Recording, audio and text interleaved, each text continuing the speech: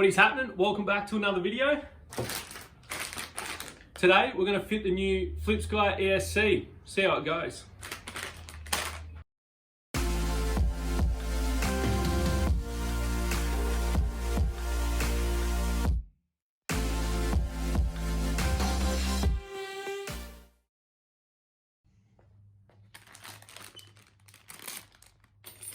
Alright, so this is the new Smart Dual ESC from FSESC.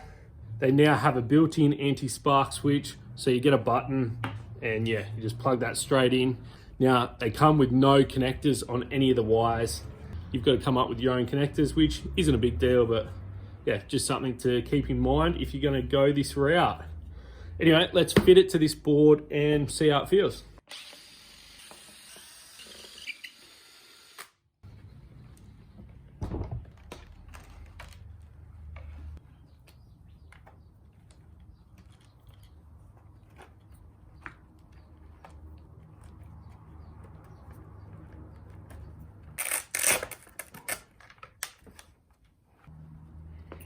All right, so here we have the size difference. The Unity is a fair bit smaller. It's very similar width, a lot shorter this way. On this Unity, I've got the XT90 and using the bullet, so that's what I'll set up on this thing and just make it a nice, easy plug in, and we should be good to go.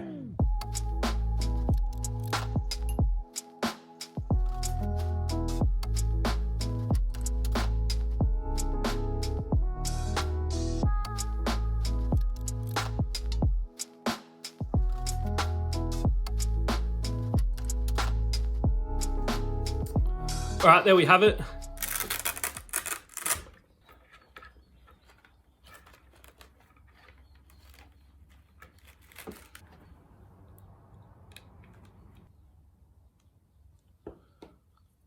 That's a good sign. It's all lit up. Swap that button out.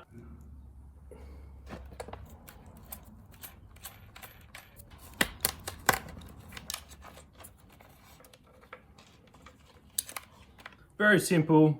The button's now in, so I'll plug that in. The receiver wire, straight in. The XT90's in. Motor sensor wires. There we go. We're gonna plug it into the computer and get this thing set up.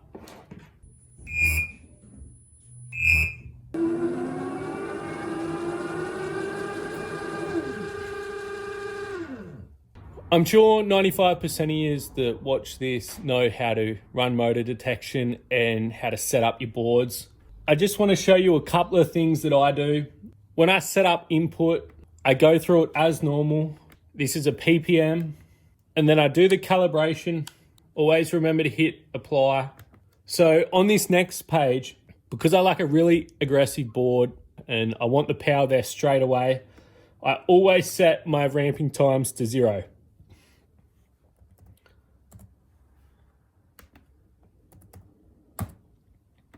So I always use current now. I always set my ramping times to 0. I don't want it to wind up or anything. I just want a linear curve. Same with braking. If I want the brakes on hard and I pull that back, I don't want any ramping into the brakes either. So I always set them to 0. Motor detection is done. Input is set up. Now I'm going to go into the motor settings. We're going to go into current. I'm going to show you another thing that I see so often. So FSESC told me to set maximum at 50 motor amps. Braking, I normally set between 35 and 40 depending on gearing and what setup I'm using. Voltage cutoff, when I'm using 21700 cells or 18650s, I always leave the standard figures here, but if you're using Lipos, you've always got to lift those numbers up. This is important. You always have to check that your duty cycle current limit is set to 85. Some people push it to 90. I've tried that as well, but it's got to be set between 85 and 90. Otherwise, when you hit top speed, it's going to be a really unsteady feeling, and this solves that problem altogether. All right, so once you've got all your settings sorted out, what you've got to do is then hit this little arrow pointing down with the M. So that sends all that information and writes it to your ESC. Now, what a lot of people don't realize is that you have to click this little can button with the arrow pointing sideways.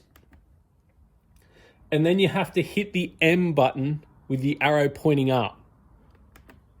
And what that does is upload all the settings from the other ESC, and now you've got to put in all the identical figures again. You have to make sure you do that. Otherwise, each side of the ESC is running completely different settings, and I see this happen all the time. A lot of YouTube videos out there on how to set up on the VESC tool. It's just not correct. You got to be careful using this because this is everything on how the board feels. So after setting up the other side, exactly the same, then you have to go and write this as well. So the M figure with the arrow pointing down. Now you've sent all your information to both sides of the ESC, and they're going to be even and it's going to work properly, and you're not going to get any pulling to one side or anything like that. It's just a mistake that I see people make all the time. I just thought I'd throw a few of those tips in there for next time you're setting up your VESC. It sounds good. I'm going to whack this thing back together and take it for a cruise.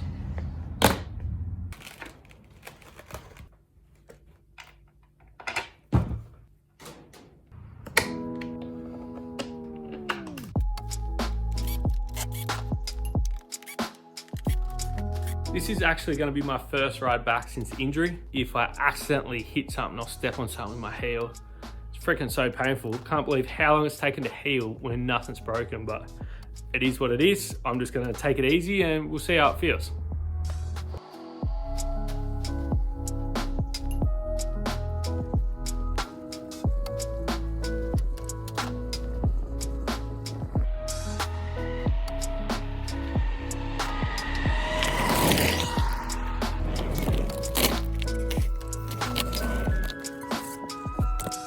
I can't believe I forgot to throw my helmet on.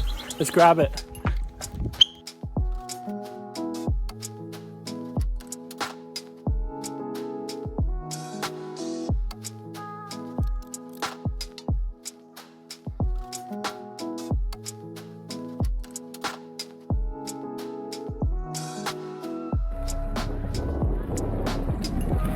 Let's see, Tree.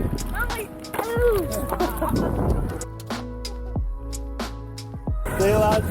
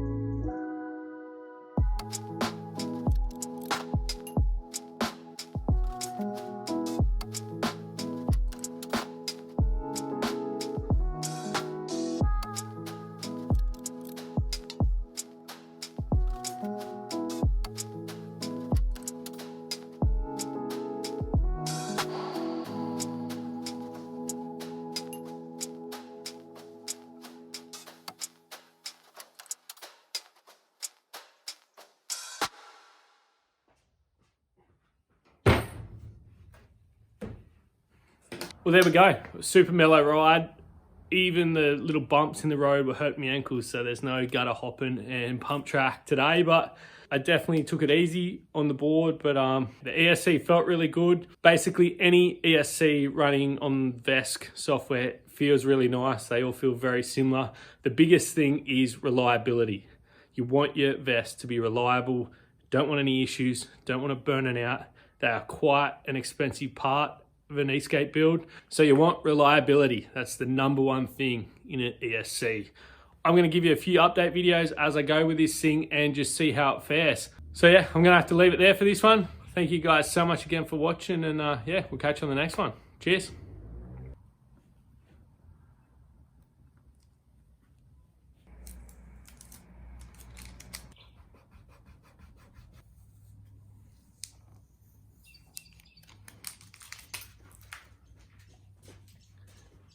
Now she's done.